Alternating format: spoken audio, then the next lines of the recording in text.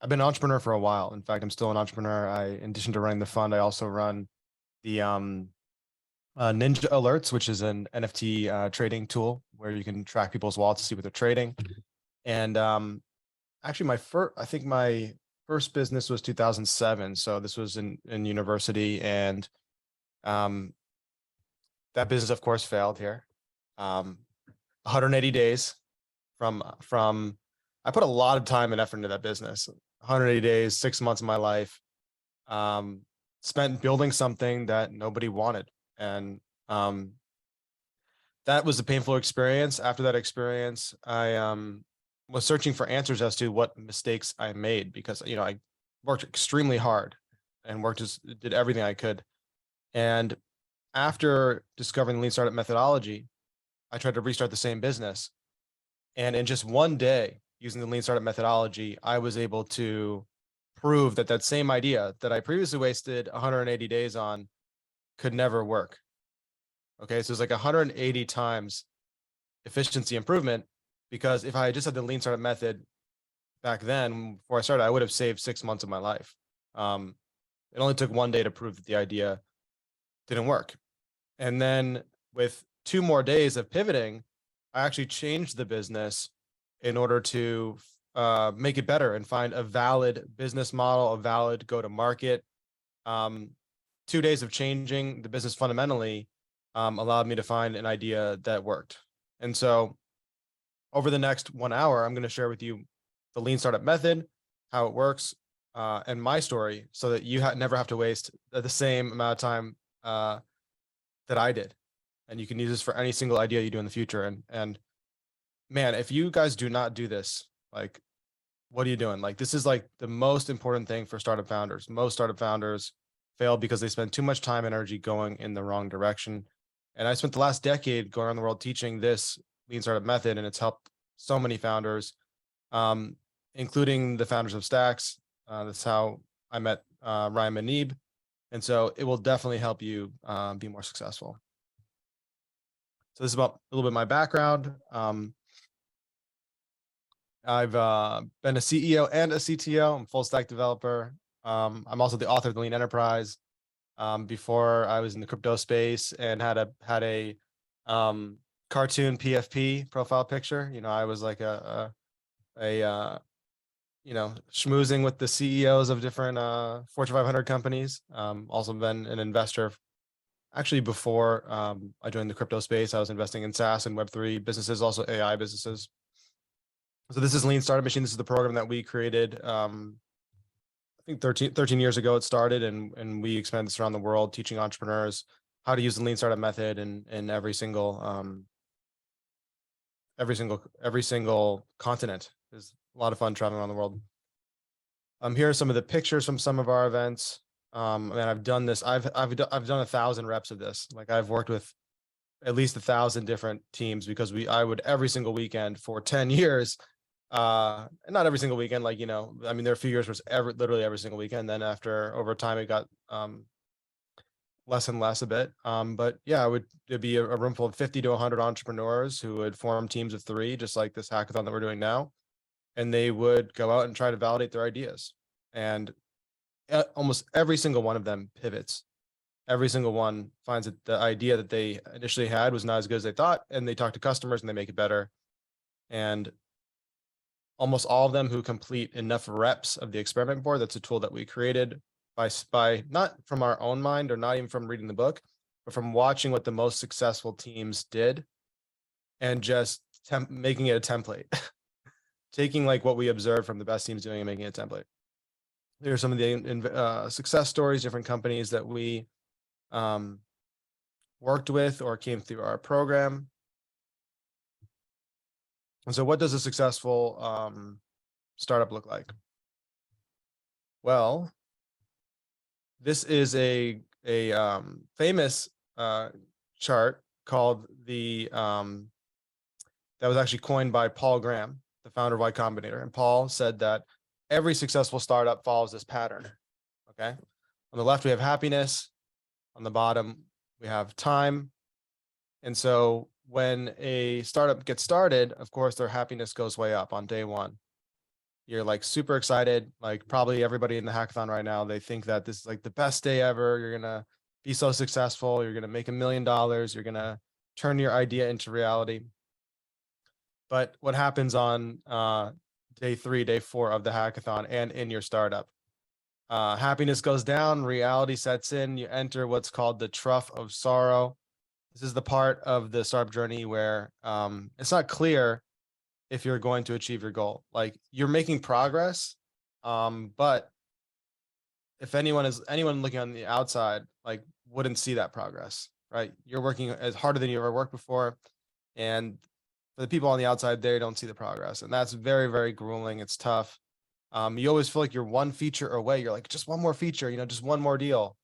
And this is where 95% of startups fail. Okay, 95% of startups fail in this trough of sorrow. They never make it to product market fit. That's the number one cause of startup failure, is not having product market fit. And of course, team issues are a big one as well. But if you have product market fit and you're killing it, it's easy to get along. Okay, usually people don't get along when the going gets tough, right? So, now for the startups that do reach product market fit, they look like an overnight success, right? As soon as you hit product market fit, it's like, boom, you look like an overnight success. But you had to spend 2 years in the trough of sorrow, pivoting, iterating, experimenting, changing your product to figure out how to fit that product into the market in a way that it would just naturally take off. In fact, the best ideas organically take off, right? Look at ordinals. Okay, one developer, 2 developers, organically exploded. Why? Product market fit. No marketing needed, no other features needed, no business development deals needed. They just hit the target on the money. That's product market fit. It's like stepping on a landmine. And so that's what the most successful startups do. Every startup that's successful goes through a period of the trough of sorrow. Ordinals was a year of Casey going around to Bitcoin meetups, pitching his idea to people.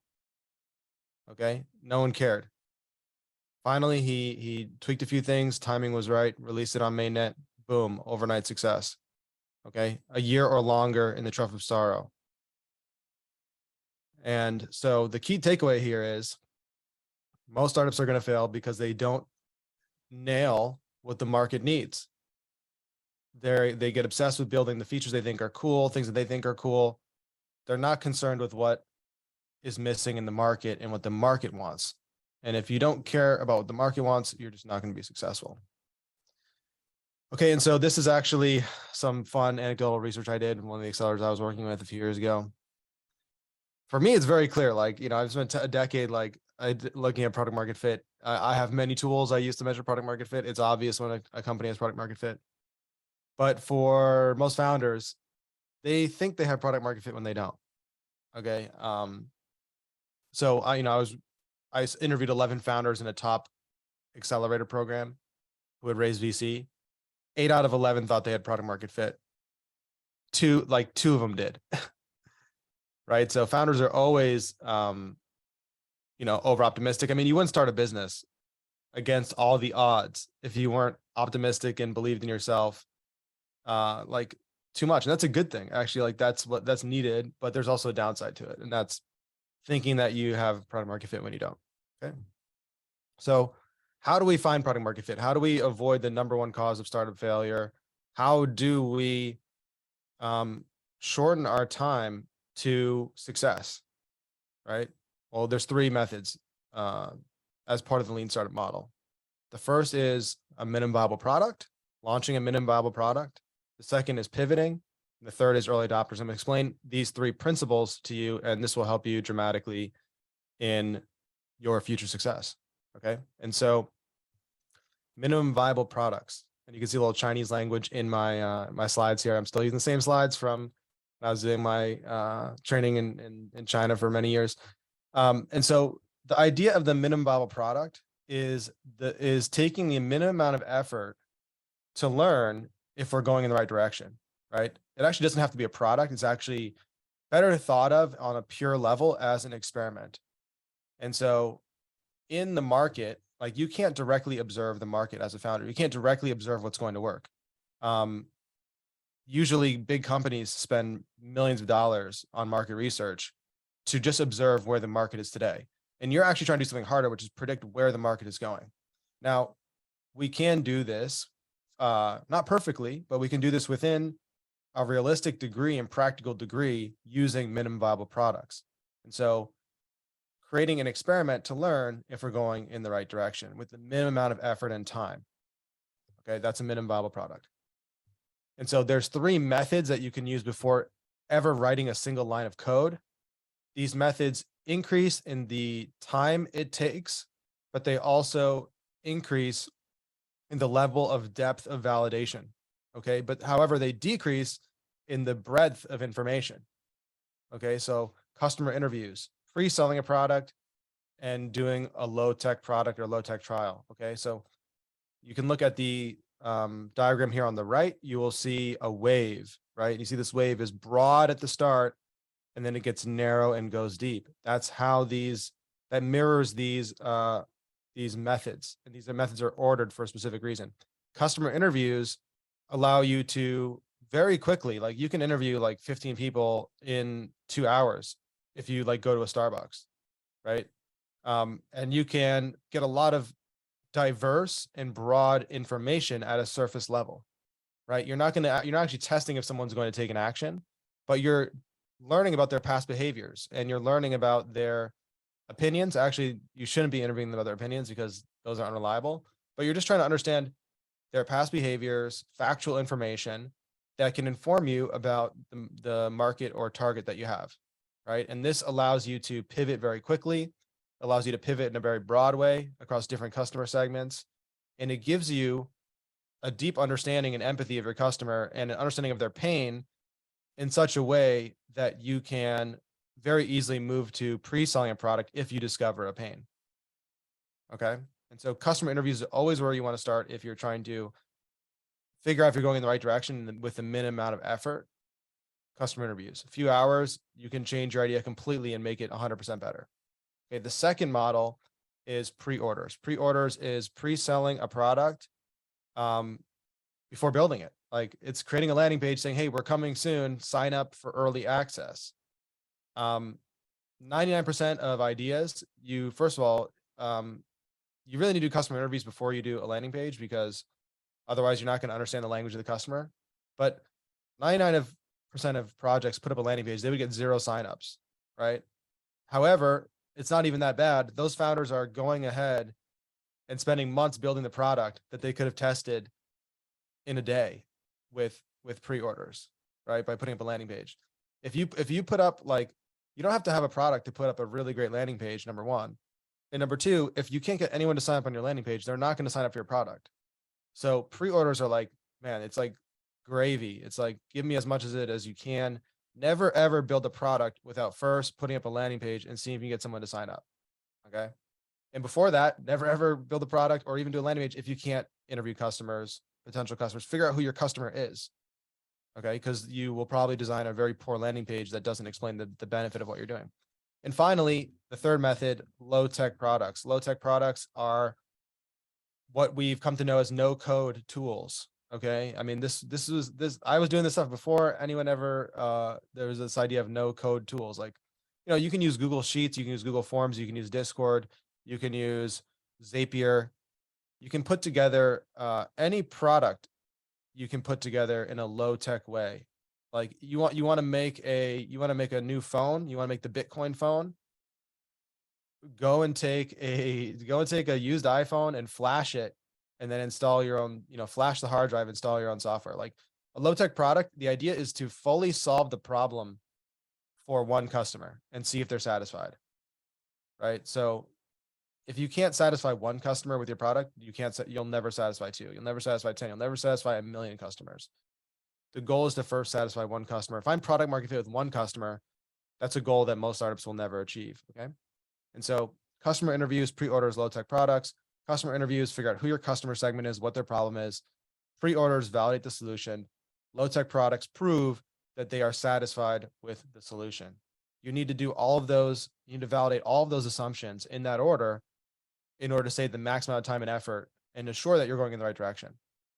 Okay. And you will save millions of dollars as well. I have saved people millions of dollars from this. Okay. And so again, customer interviews, really it takes about 1 to 3 hours to do a single round of interviews. You need about 5 to 20 maximum interviews to test a single assumption. You're exploring the problem space. You're exploring who are your customers. Pre-orders take 1 to 3 days.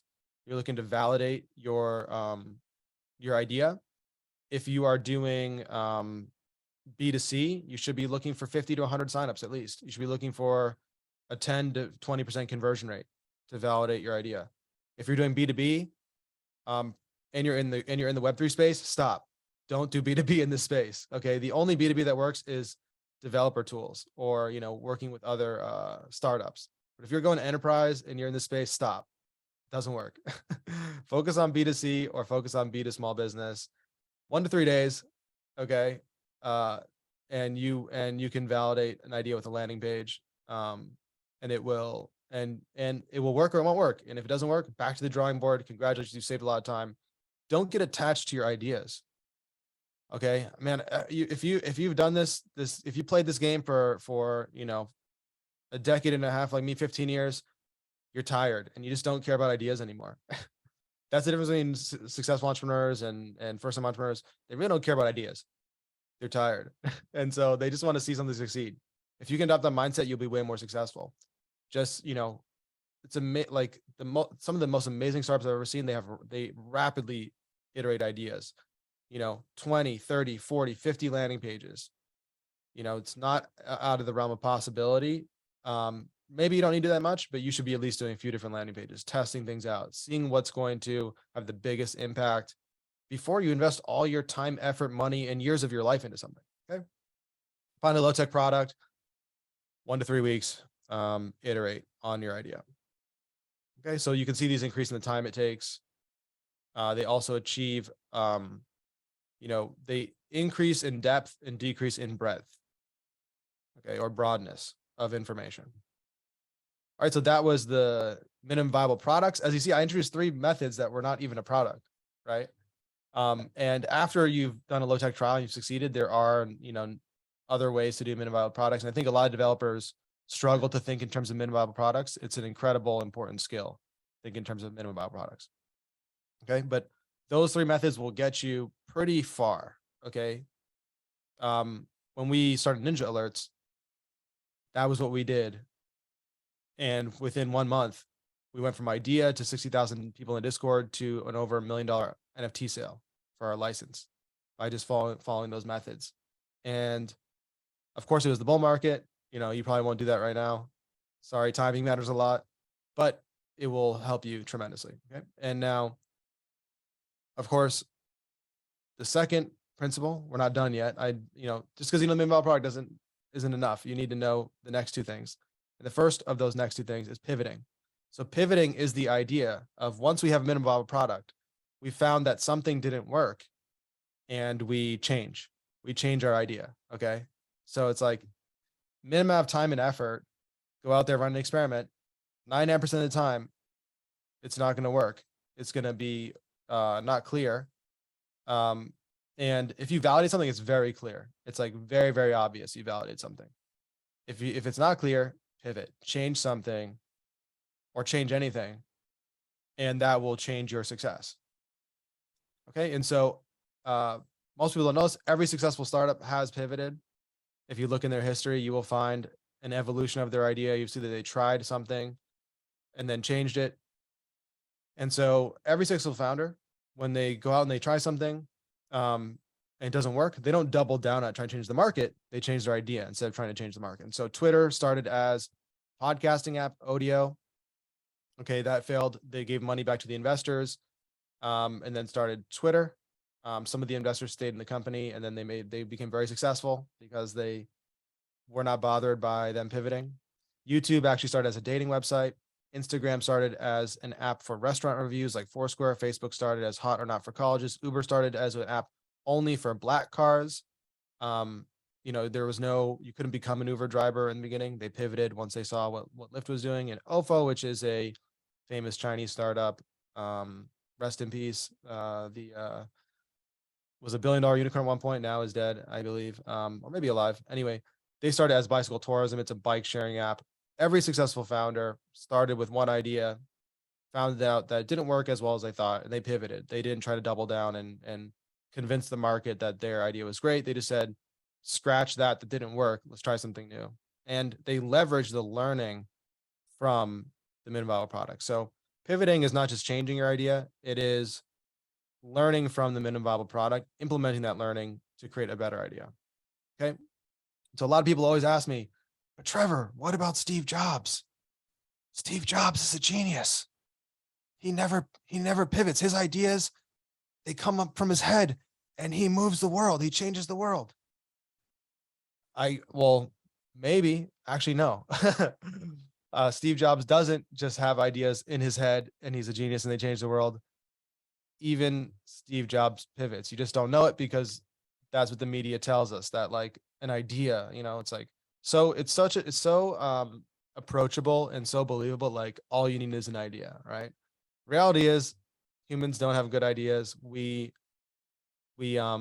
ideas come out of the crucible of creativity and experimentation and trying things in the market. Steve Jobs, when he launched the iPhone, famously was pushed for I think 2 years to introduce the App Store after the iPhone launch. Like they had the idea for the App Store on day one of the iPhone. And Steve Jobs was like, no, that's a dumb idea. Just use the browser. We don't want to use the App Store. It took 2 years of like his board and team members convincing him for him to pivot and introduce the App Store. And now that brings in, it's like one of their biggest businesses. It's like brings in more than $10 billion a year from the App Store, right? What would Apple be without the App Store? And Steve Jobs like, no, it's a bad idea.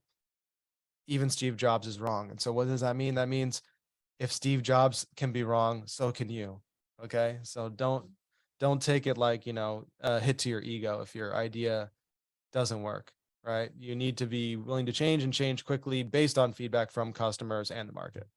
And so the goal of pivoting is that when you start an idea or when a market is first formed, you're not able to identify what is the biggest opportunity because the markets evolve and they reveal themselves over time. And so even if we think about like the Web3 space that we're in right now, as we get into the next phase of this game, we don't know what's going to be a local maximum or a global maximum. Nobody knows. And as an entrepreneur, you're starting an idea, neither do you. Luckily, actually, with respect to Bitcoin, we have this sort of like advantage where we can see what is successful on Ethereum. We can see what's successful on other chains, and we can actually learn from that market data like very, very well. Like that's a huge advantage that we can take and we can use to build on Bitcoin. However, it's not clear that a pure copy and paste is going to work. Look at ordinals. It was not a pure copy and paste. It was an improvement over the ERC 721 standard. And if you had really thought about it, it's really logical from a outside perspective, but it's also not clear that that would have been such a big thing. And timing, of course, matters as well. So as an entrepreneur, what you're trying to do is you're building your company, you're building your product, and you're measuring the impact every step of the way through interviews. The deeper you go, you're measuring what's going to work and you're validating the next assumption.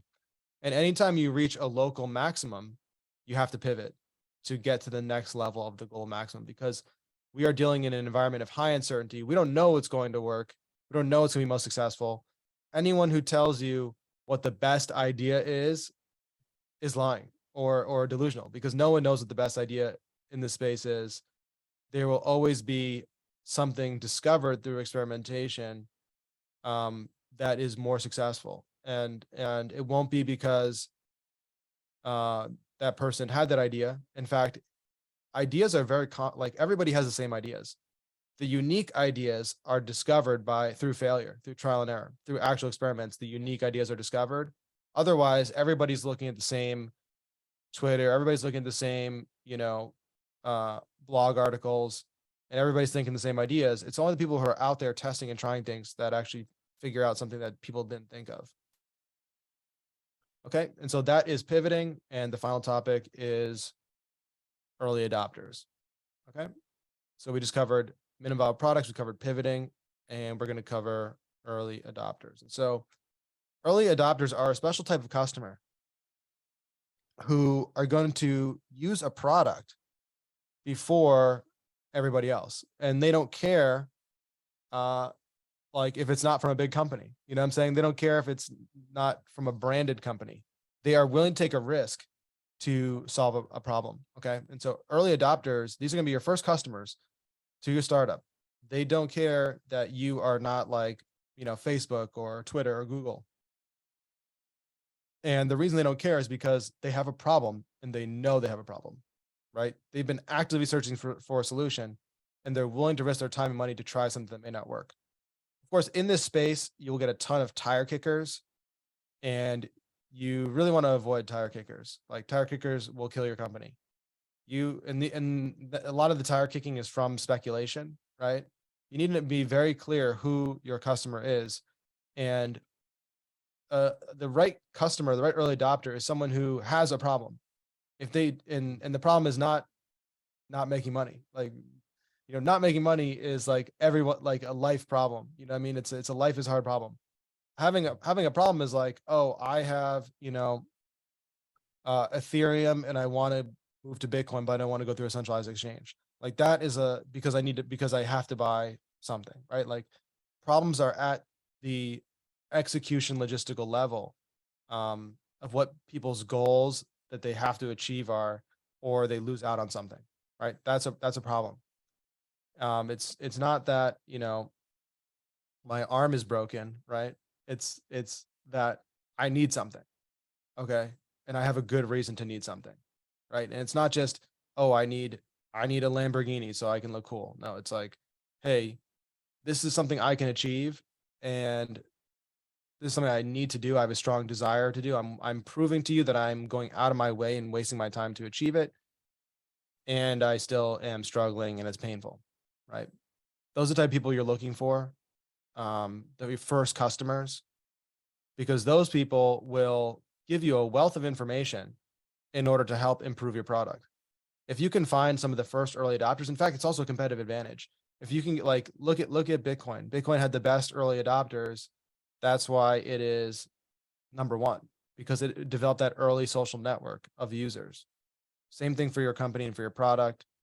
You are looking for those people who are the smartest on the leading edge of the industry, who have a problem that you can uniquely solve. And they have these three traits.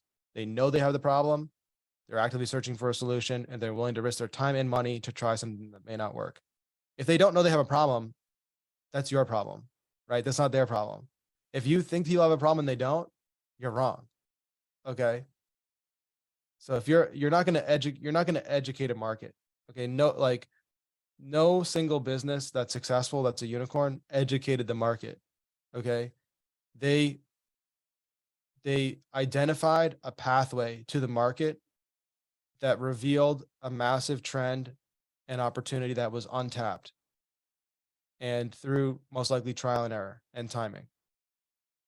Okay. And so they're not coming up with an idea, nobody wants it, and then they think that those people are wrong, and then they force them that like, oh, you have a problem. No. Find the people already looking for something, right? Early adopters are already out there searching for a solution. All you have to do is look for them, right? It's like, all you have to do is look for the demand. The demand is already out there, right? So your business should be looking for a demand as a primary function to be successful. If you are not looking for demand, if you're trying to create demand, you're going to fail. If you're looking for demand and you find demand that no one else has found, you will be successful quickly and easily. And that's what we're going for. Okay. And so those are the principles. Now I'm going to show you the tool, the board that we use in all of our workshops, explain to you, give you a case study, the business that I wasted 100 days on, 2007. Man, I remember it was like, when I first started telling that story, it was like 3 years ago, and then 5 years ago. And I've been telling this story for like 13 years. So, and it's the story that never ends, and the story that, like I thought I'd be sick of telling a story, but I never am. So the way this board works, you can download it. I think we'll put it in the Discord if you want to use it, but Guys, this is a hackathon. You have very few days. You don't have to do this, but if you're interested in doing this, you should do this. And if you want to create a startup, you should do this. So on the left side, you're brainstorming your customers. On the right-hand side, you are running experiments. Okay. And so you basically, you brainstorm 5 customers, you pick one. This is a step-by-step process, one step at a time, like playing chess. Okay. One step at a time, analyzing all the moves and making one move. Then you define the 5 potential problems of that customer, and you pick one. Just like as most people who start a business, they don't know how to define a customer segment or define a problem. Like this is just like, it seems so basic and so elementary, but it's so important, right? It took me years to actually like figure out exactly how to understand what is a customer segment and what is a problem. And so don't feel like this is too elementary. It's fundamental. And also don't feel bad if it's harder than you thought, right? Okay. And so in the beginning, we don't define a solution because we want to limit the variables. In an environment of high uncertainty, you want to limit the variables. And so you want to just focus on the customer and problem first. And for those of you who are listening in the Twitter spaces, by the way, you can join on the live stream at the pin tweet at the top where I am showing the board. It'll be hard for you to follow along if you're not on the live stream right now. So, okay, we start with the customer and the problem. Then we look to we skip the solution in the first experiment. And then we come up with a list of assumptions. So the idea of assumptions is fundamental to the scientific method. It's fundamental to the lean startup process. The assumption is how we separate a fact from an opinion or an idea. Okay, a fact is something that is data. An idea, an opinion is an assumption, or an opinion has assumptions underneath it. You think that something is going to work because of some reason, because of some inspiration, because of something like anecdote, because of something you've observed. And those assumptions need to be tested to make sure that they are correct before you invest time, resources, money, and your life into something, right? And so using this process, we identify all of our assumptions about our idea, about the customer and problem, and then we pick the riskiest one. And so the riskiest one is the one that has the highest level of uncertainty, but is also essential to our customer and problem being a true statement. So the customer and the problem are considered the hypothesis. The riskiest assumption is the reason why that hypothesis is most likely to fail. This is based on the scientific method. This is like the guerrilla scientific method for understanding markets and where markets are moving. Okay. And so after we have the risky assumption, then we create the success criteria. The success criteria is based on our own judgment, how we're going to measure and determine, is the risky assumption true or false? Okay. So just like a scientist would say, hey, we believe that these 2 variables are connected based on this statistical number, right? With lean startup, we're not doing statistical analysis. We're not doing we're not studying a drug for safety. We are just trying to limit our risk and move quickly. And we're identifying patterns and truths based on small samples. Okay, so this is not science. This is guerrilla science. Okay, this is not market research. This is customer development. But this model works, and it will shock you how well it works, and it will also chew you up and spit you out because it's grueling to, as an entrepreneur, go out and test an idea that you believe in and find out that it's incorrect, which is like 99% of the time, right?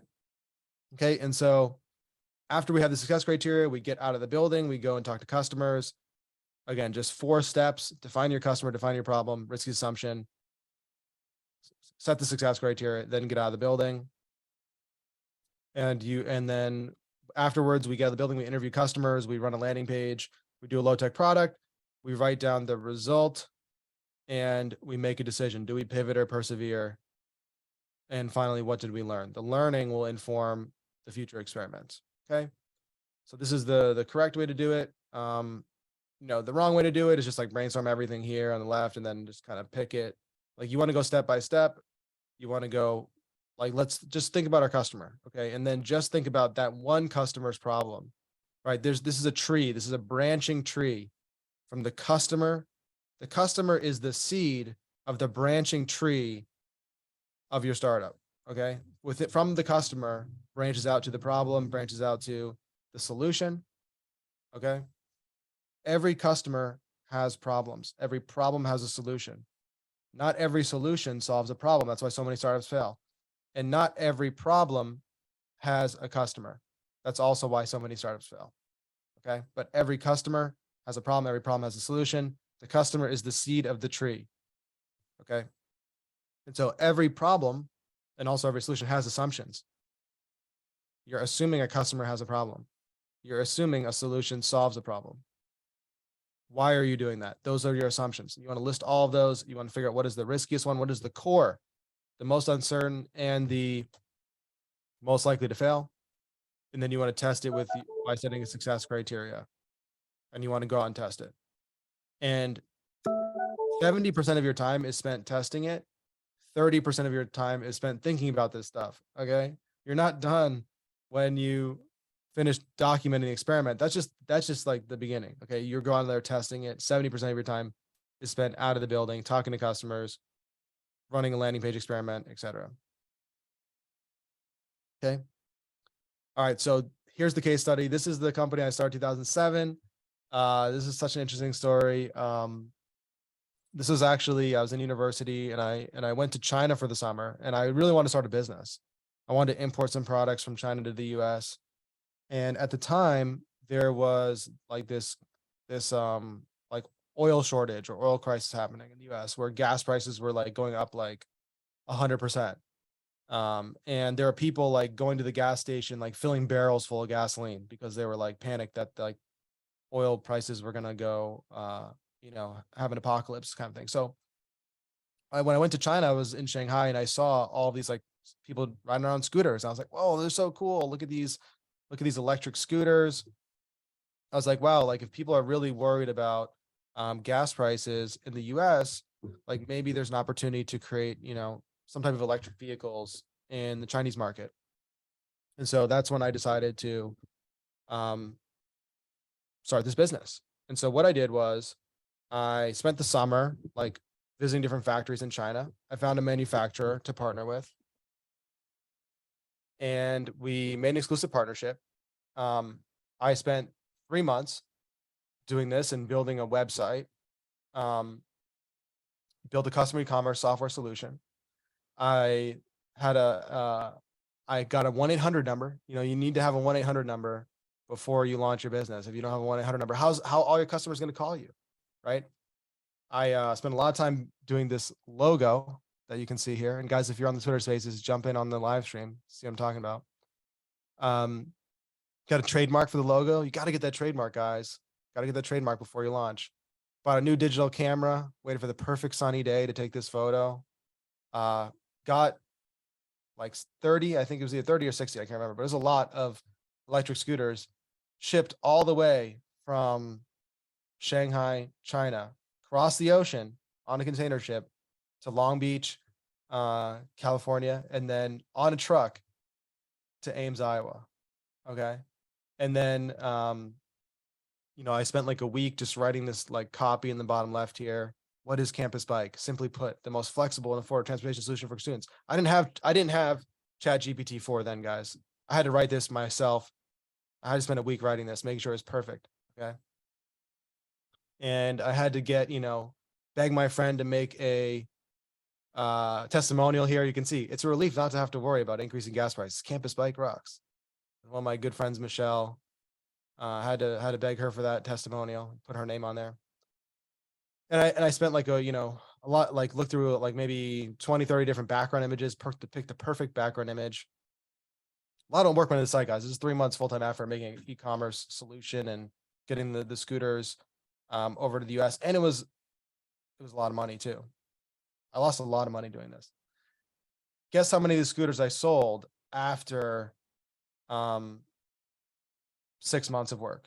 right? 3 months to get all this live and 3 months more promoting. I would literally, when these scooters arrive, by the way, I literally print out hundreds of flyers. I put them all over campus. I hustled like nobody else. I got like two of my best friends to work with me. I was doing really good, man. And then guess how many I sold? A lot of people say zero. I sold one. So at least I sold one.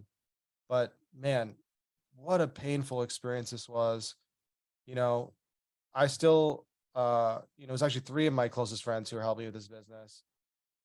One of them, this hurt our relationship so much, I still haven't talked to him to this day. And the other one, kind of lost touch. One of them still really good friends with, and went to his wedding a few years ago. But yeah, what a waste, right? Like 6 months of my life I'll never get back. In my early 20s, when everything in life is possible. I could have been out there at fraternity parties having a good time. I was working my ass off on my computer all summer, making a fool of myself, trying to like hand out flyers to people that didn't want it. So after this experience, it was a very I'm grateful I had this experience, because that's what led me to really introspect and think about what I made and did wrong. And that's when I came on the Lean Startup Method. This was, a few years later. This was like before the book came out. The book, The Lean Startup by Eric Ries. Highly recommend you guys read it. What the best business book of the last 10 years, or of that time period. I'd say the next best one is Kai-Fu Lee's AI in China. Is a fantastic book as well. Those are the two best books I've read in the last like 15 years. And so as we begin to understand the Lean Startup Method, as a way of learning it, I decided to try to restart the same business using the experimentation process that I'm telling you guys to do. Okay. And so what I did was I started with the customer, right?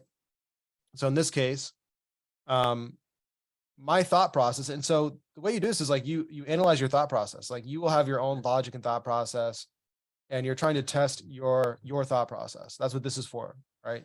The scientific method is about testing your thought process with data. And so in my version of the idea, I looked at the existing scooter industry, Vespas, gas-powered scooters, as being a successful market, a successful business. They made billions of dollars a year at this time, probably still do.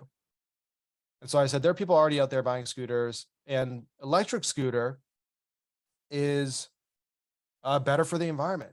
Like it's remember, this is during the oil, like the oil crisis at that time, 2007, right? And so the problem that the scooter buyers had, in my mind, is that the gas scooters were not electric, right? That they were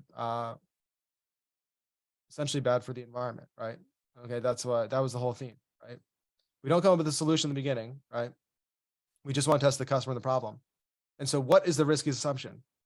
What is the reason why my customer and problem hypothesis will fail, right? What assumption can I test that can help me prove wrong my customer and problem hypothesis? So right now, my customer problem hypothesis is that people who are buying scooters have a problem that those scooters are not electric. Okay, so how do I know if they have a problem that they're not electric? They care about the earth. They care about the environment. So whenever you want to know if you're defining the right risk assumption, you just say it in the inverse, right? So I say, well, we could say it forward first. We could say scooter buyers have a problem that those scooters are not electric because they care about the environment. So that's the logical statement. And then you need to be able to say it in the reverse as well. If they don't care about the environment, then the fact that it's not electric is not a problem for scooter buyers. Okay. So if they don't care about the environment, they don't care about the earth, the fact that it's not electric is not a problem for scooter buyers. You should be able to say it forward and backwards. Logically consistent, logically dependent hypothesis. And now you've created something you can test. When I first did the Lean Startup Method, I was first doing this, I was like, oh my God.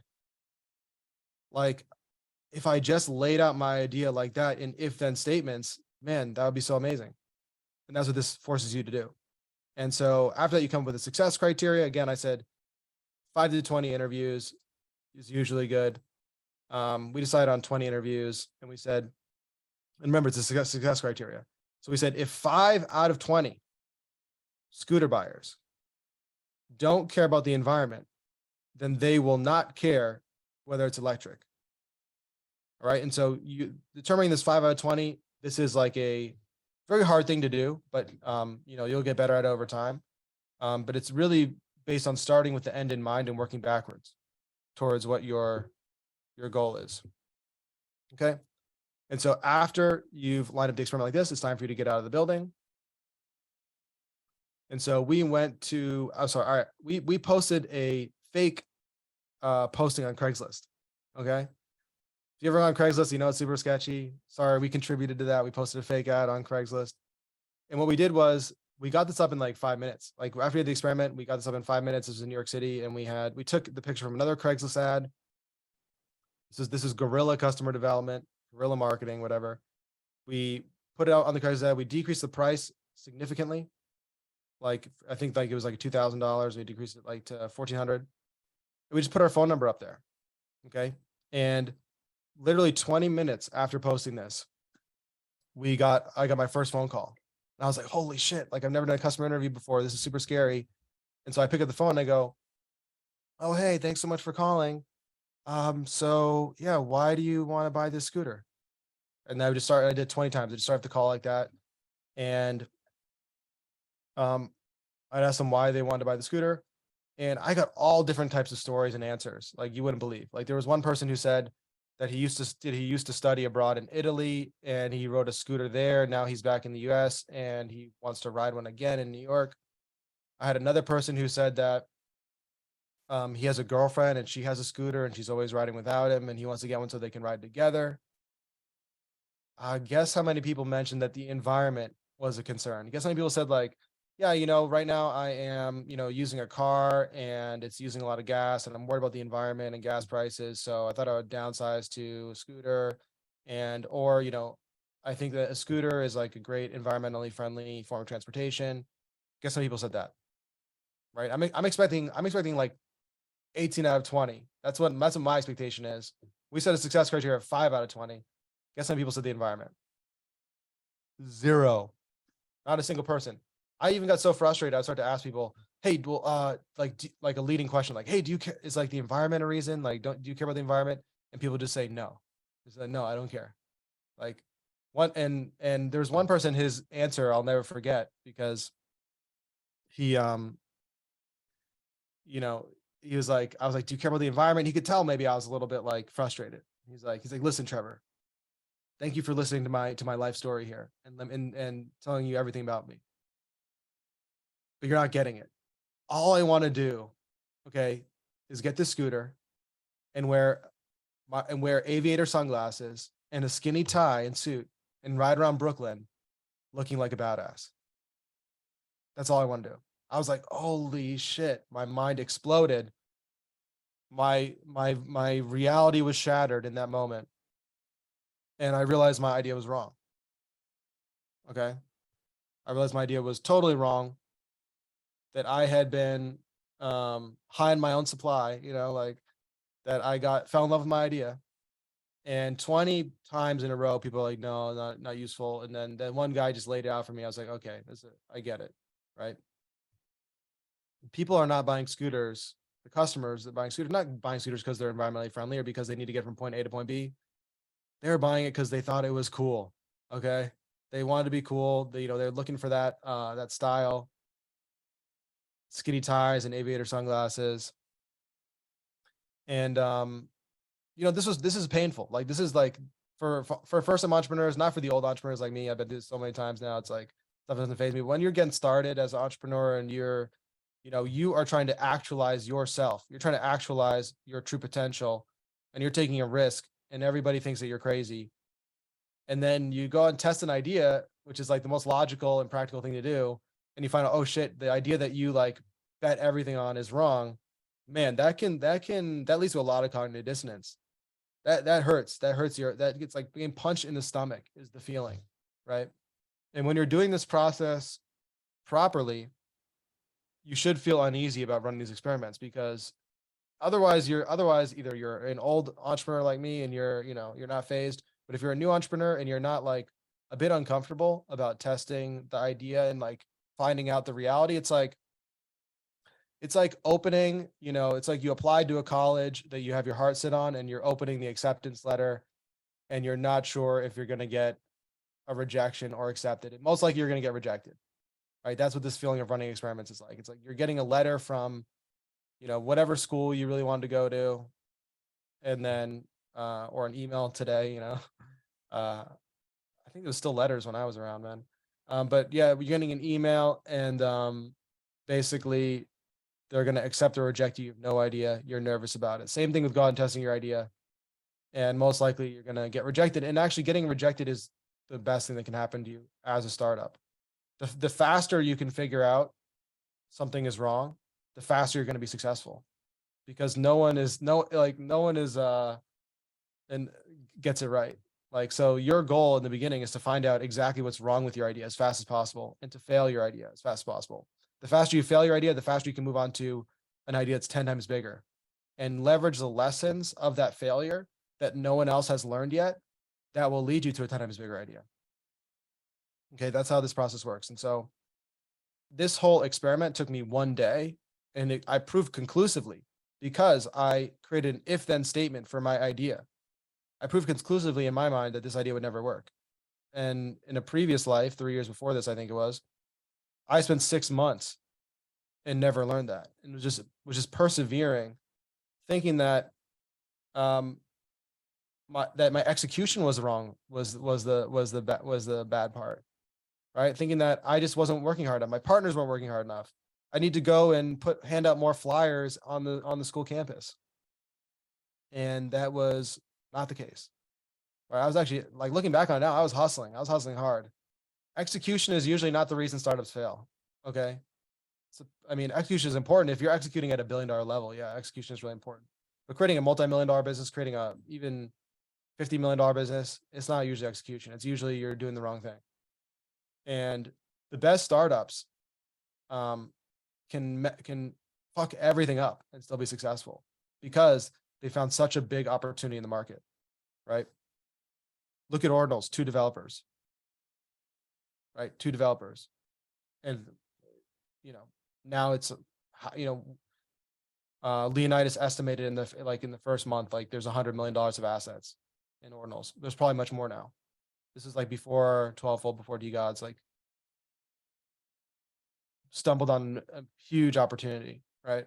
Timing, a year of figuring it out, right?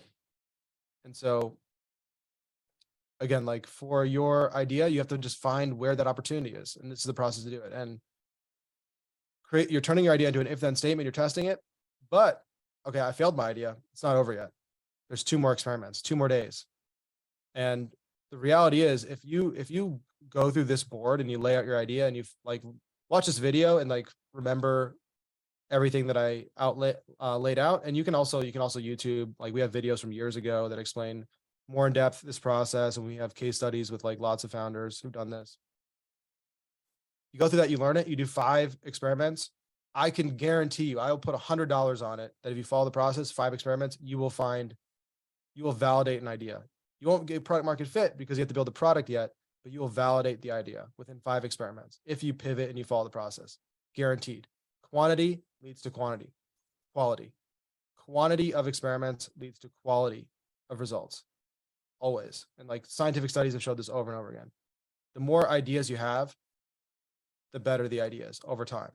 Like there's been plenty of research on this. The more experiments you do, the faster you do them, the more successful you'll be. Now, it's not a guarantee you're going to build a unicorn. A lot of other things revolve into that, but you will maximize your personal success by following this model. Okay. So after we figured out that my idea was wrong, oh, and by the way, when I posted that Craigslist ad, I felt like really nervous about it, but it was like we're actually doing the first Lean Startup Machine competition. So we had to like get this out quickly, and we're like, move fast, break things, try things, put the fake Craigslist ad. I felt kind of bad for people calling me because like I didn't have the scooter. And so at the end of the call, I would like actually confess them like, hey, I have to tell you something. I'm really sorry, but I don't have a scooter, and this was just a fake advertisement because I'm trying to start a business and I wanted to talk to people and see what they thought. And I'm really sorry for wasting your time. And so I would confess, I thought people were really upset with me because it was like a fake ad. But actually, it was so weird. And this is something that I've seen like over and over again by running these workshops all around the world.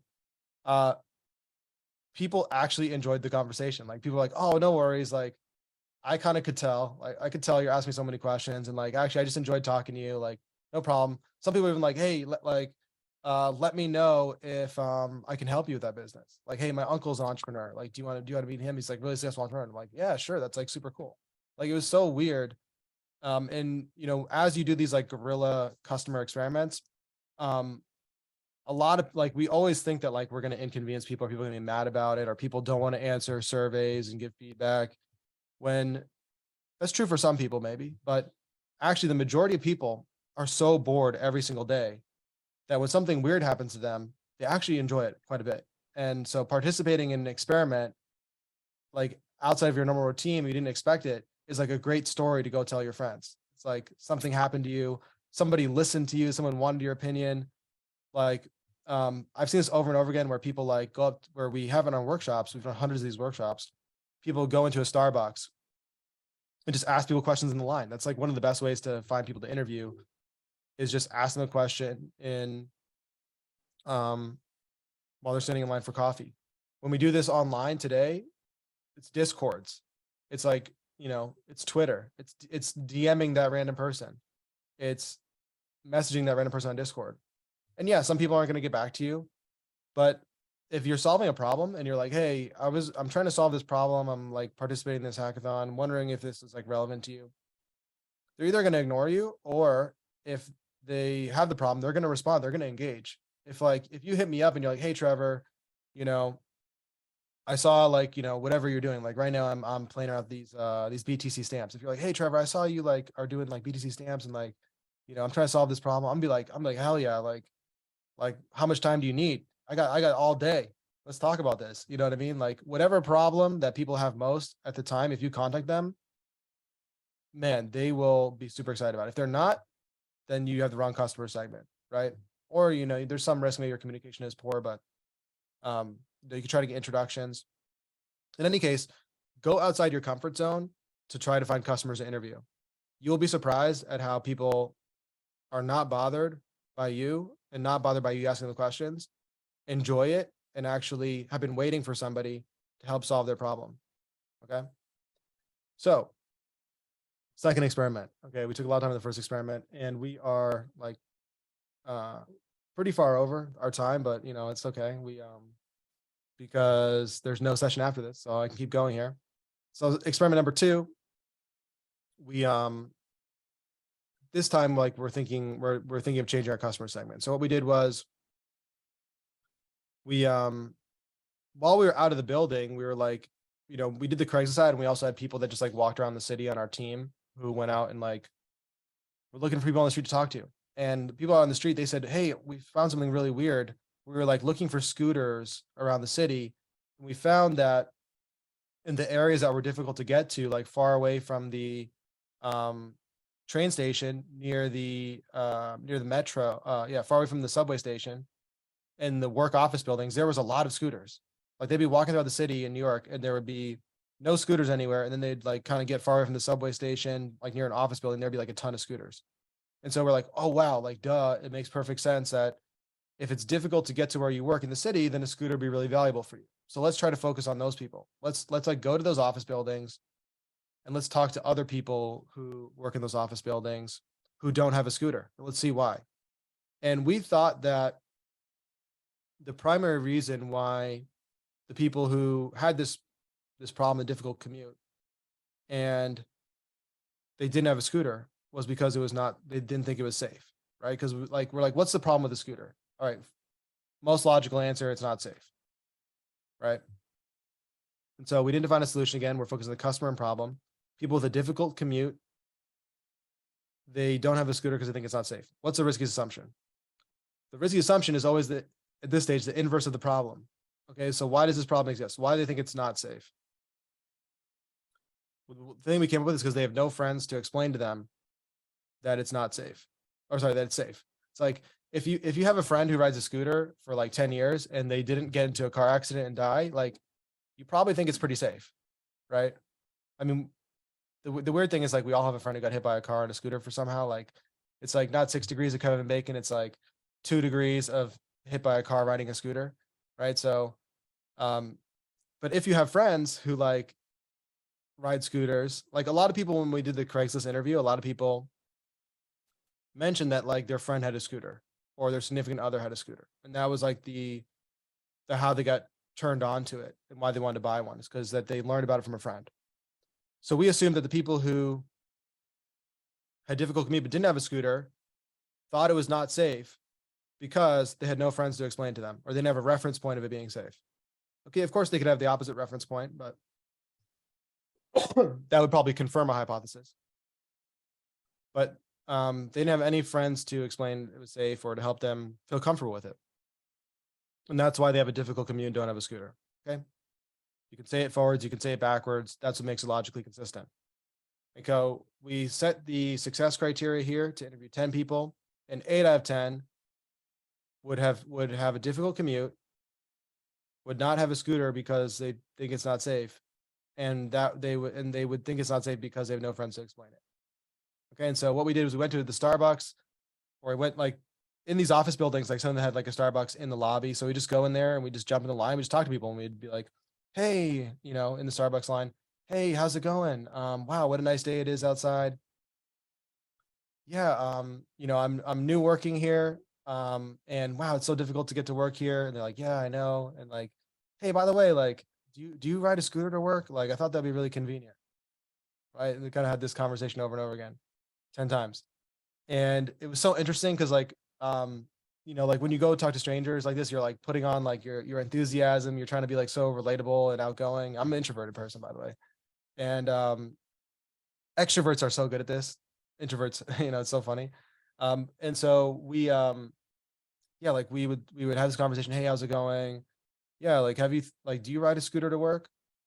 And the conversation in the beginning would be like very enjoyable because people are bored. Whenever people are bored waiting in a line, they're like very happy to talk to people, right? Unless they're on their phone or something. Like if they're just kind of standing around, and they don't look like they're like upset. If they're just like look bored and you talk to them, they're super excited to talk to you because it's enjoyable. And so um they like the first part of the conversation would be like very like casual, engaging, you know, kind of like a good vibe. And then when we'd ask them about like a scooter, the vibe would immediately change. It was so weird. People would be like, their eyes would start to squint. They'd be like, they'd start to imagine themselves riding a scooter, and they just like have this like ugly face of like discomfort, like something stinks on their face. And then they would say to us, you know what? I'm just not a scooter person. Okay, that's what they would say. They'd say after their face was like looks like they smelled something stinking, they would say, "I'm just not a scooter person." We're like, what does that mean? What is a scooter person? We heard this over and over again. Okay, and so this experiment was also a failure because what we learned was think back to the guy with the skinny tie. Remember my previous experiment, the guy who was like, Trevor, I just want to wear a skinny tie. Aviators. I want to be the coolest guy. You know, the people in the line were saying that they're not that guy. Okay. That they're not the cool guy, the guy from Brooklyn riding a Vespa, trying to be cool. And that they thought that if that like, it would be like, it would be cringe. It would like look bad to their friends. Like it would be a social identity risk. Like they're having a midlife crisis.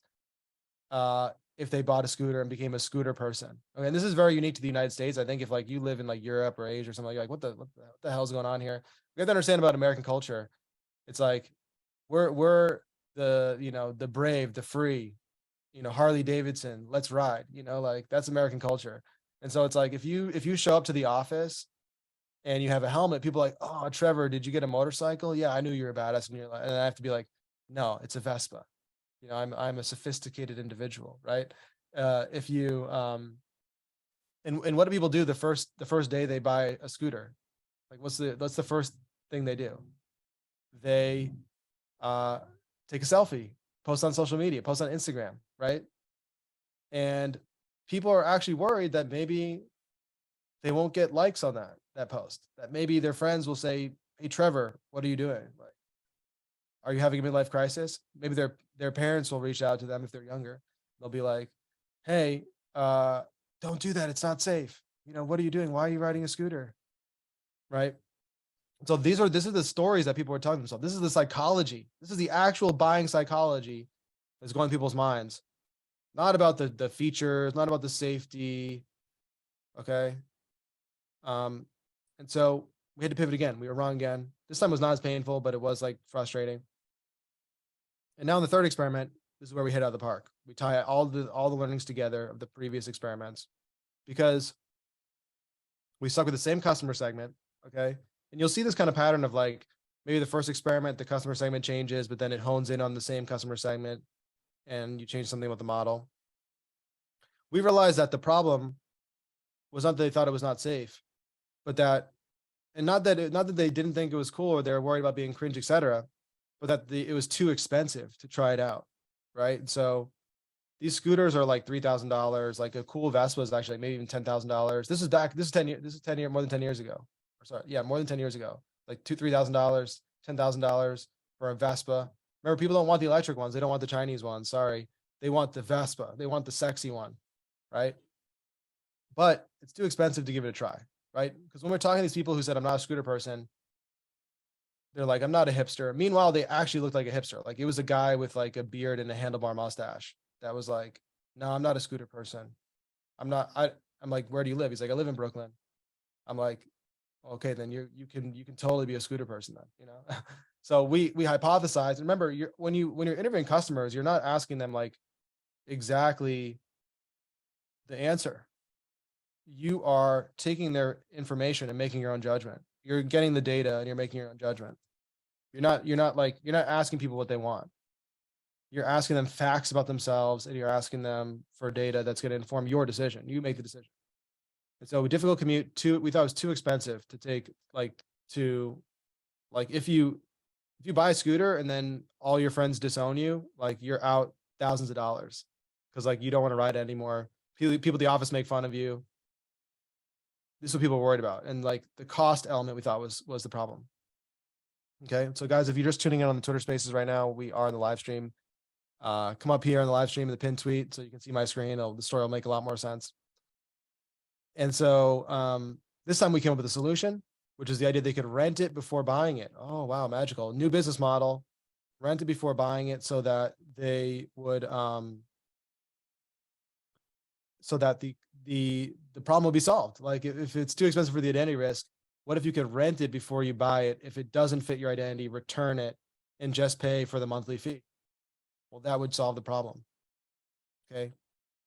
Now, the risky assumption, what's the risky assumption? That they would pay $250 a month to rent it before they buy it. Okay, that's our riskiest assumption. Because if they're not willing to pay $250, then they don't care about the problem and the solution doesn't make sense to them. Right. So in order to test if renting before buying is a good idea, the risky assumption is that they would pay $250 a month. This time we are changing our experimentation method from interviewing to pre-selling the product. And our goal was to do a landing page and get 15 emails in 2 hours to validate this. Okay. And so we set up this experiment and we put up this landing page. It actually looked way better in the browser. It looked pretty sexy. I know, like in my PowerPoint, like the background is white. I got to change that. But actually, let me just change it right now. Let's see. Just so you guys get the effect here. What is the background? Okay, there we go. Let's go.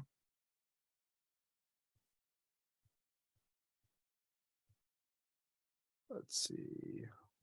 Okay, now I am fumbling with Zoom. Okay.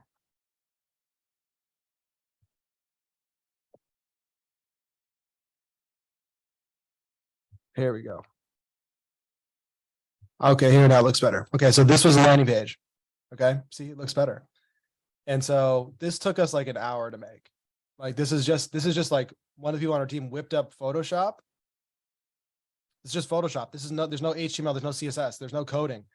Remember, I made a custom e-commerce solution, Magento. I custom coded that thing for months to get that working.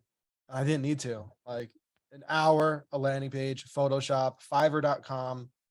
That's all it takes to test your ideas. $5 on Fiverr.com, and just put up a quick, the only HTML aspect of this website was the click here to sign up button. Okay. And so this is very clear. It says, rent this Vespa for $250 a month. If you love it, buy it at a discounted price. Click here to sign up. Okay, you can see we took the sexiest Vespa here because we know what people want. MSRP $4,500, LX 150. I have to check what Vespa offers these days. But yeah, this is not inexpensive, right? That's that's like 2 Ethereum, guys. That's like some serious JPEGs, right? That's like that's like 0.2 Bitcoin. Okay. And so of course it came with a brand, Scooters, just like the first name we had, convenient, fun, affordable. We talked to some of the friends of ours who had scooters. We got them to put testimonials for their name on the website. And then we launched this landing page after like an hour, Photoshop. Click here to sign up button. Remember, I spent 3 months building a website before launching it. And this is 1 hour. And so we put this website through all of our social media channels. We also reached out to the people. We went back to the coffee shop as well. Like all the experiments we did over the past 2 days, we reached back out to the same people to show them this new idea. Okay. And our goal is to get 15. And by the way, when you click the button, click here to sign up, that would just lead to a Google form that would say, hey, sorry, we're coming soon, or just say coming soon, sign up for early access. We'll notify you as soon as it's available. Okay. And so we would, our goal is to get 15 emails in 2 hours. Okay. Remember, I spent 6 months trying to sell scooters and sold 1 in 6 months. We had 2 hours here to get 15 customers to sign up. Guess how many we got in 2 hours? Obviously, we got more than 15. We got 50 emails. People signed up in 2 hours. All I did was post it on like social media and reach out to people we previously got. I spent 6 months on the original idea, 1 customer. Okay, no phone calls to my 1-800 number. And not only that, but when we looked at the form submissions, there were people who were typing in all capital letters in the form submission. Like, anything else you want to tell us? There was someone typing in all caps saying, I can't believe this is real. I've been looking for this forever. Exclamation, exclamation, exclamation, exclamation, exclamation mark. Okay. That was the response. We had, we went back to people to Starbucks and we're like asking the same questions, like, hey, have you thought about using a scooter? And they were telling us like, oh no, I'm not a scooter person. And we're like, well, what if you could rent it for 1 month and try it out, see if it fits your personality? And we had people like go from being like super closed body language to being like their eyes open, their jaw dropping, like salivating, like, oh my God, I can do that. Like, we actually call this the cookie monster, which is what an early adopter looks like. Let me show you guys this because I forgot to mention this. The cookie monster is how you know you found an early adopter, right? So this was our cookie monster, right? We found the cookie monster. Okay. When we told people you could just rent it for a month and then you don't have to buy it. They looked like this. They're like, oh my God, cookies. Okay. And so when I posted on my social media, it was the most popular Facebook post I had in years. Everybody was liking it. I couldn't believe it. There was one of my friends from university who wrote a comment. I'll never forget it. He said, wow, Trevor, you finally have a good idea. Okay. I was like, wow. All right. I haven't talked to this guy in a while. Well, at least, yeah, thanks. Okay. I do have a good idea now. Okay. And so over the course of these 3 days, right? Over the course of these 3 days, it was, let's see here. Sorry, guys, let me reshare this. Over the course of these 3 days, like the response we got was dramatically different. It's like striking out, 0 out of 20. Our idea is totally wrong. Like, how dumb are we? To, hey, we're getting closer, 5 out of 10. Right, we're going for 8 out of 10. So like overwhelming evidence, people wanted this. Like people like people have compared like validating a really good idea to stepping on a landmine. It's like if you don't know, the answer is no. Like if you don't know if you have product market fit or not, the answer is no. If you don't know if you have validated your idea or not, you haven't. Right? Like it'll be overwhelmingly obvious. And so this whole process only took me 3 days. In my previous business, right? I spent 6 months and I didn't even get as far as the first experiment. I didn't even know why it didn't fail. I could have kept going for years. And many entrepreneurs do go for years. And that's not okay. That's not okay for your health. That's not okay for your potential. That's not okay for like all of the amazing contributions that all of us owe to the world. And so I believe that going forward, you now know the model. I've given you the tools where you will never have to waste the time that I did in my previous businesses. And you will be able to bring about your highest potential and your contribution to the world.